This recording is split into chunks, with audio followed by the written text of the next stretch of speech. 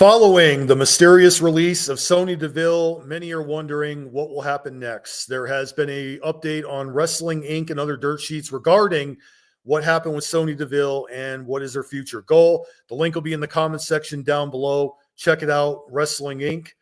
And it's actually a very interesting story here. It basically details part of it right here. And it says, in the midst of negotiating her next contract in WWE in February, Sonya Deville, real name Daria Berenato, learned that the company alternatively opted not to renew her wrestling deal, meaning that her tenure with WWE was coming to an end. While appearing on the Daria and Toni Unwrapped, Deville revealed the timing of her WWE exit was especially ironic, given that she had a different kind of contract before leaving. And there's more to this right here. Okay. According to Deville, she initially dreamed of being an actor so much that she attended acting classes an hour away from her residence during her teenage years after kicking off a career in WWE. And she basically states, scroll down here, I love everything I got to do, everything I did experience in WWE, Deville said, but that was a chapter and it was a decade-long travel, wrestle, eat, sleep, repeat. It was fun, but now I have no choice but to listen to the universe and universal signs. Likely, hey, D, that was good, but what's next? And you know what? That's still a positive way to look at this whole scenario. She sounds very positive. And also, there was actually another report out that apparently she was looking at AEW as her next step in her wrestling career. Sonya Deville was really part of a dead women's division with very little direction.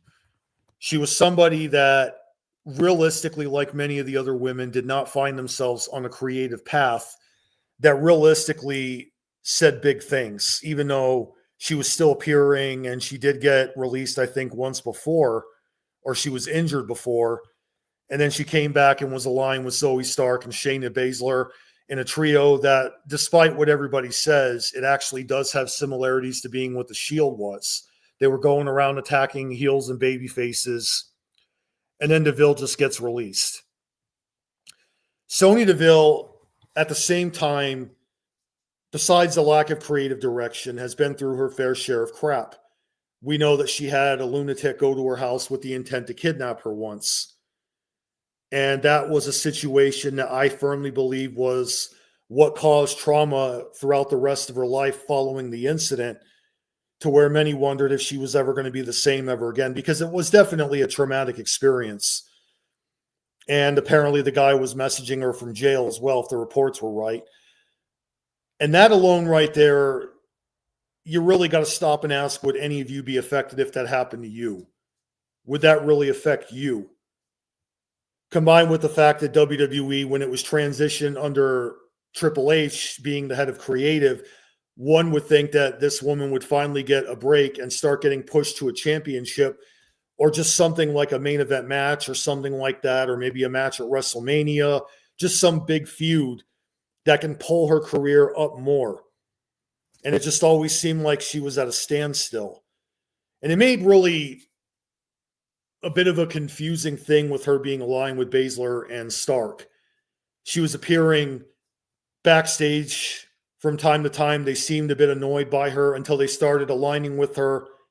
And just when this group was really starting to get really up onto the next level, then she gets released.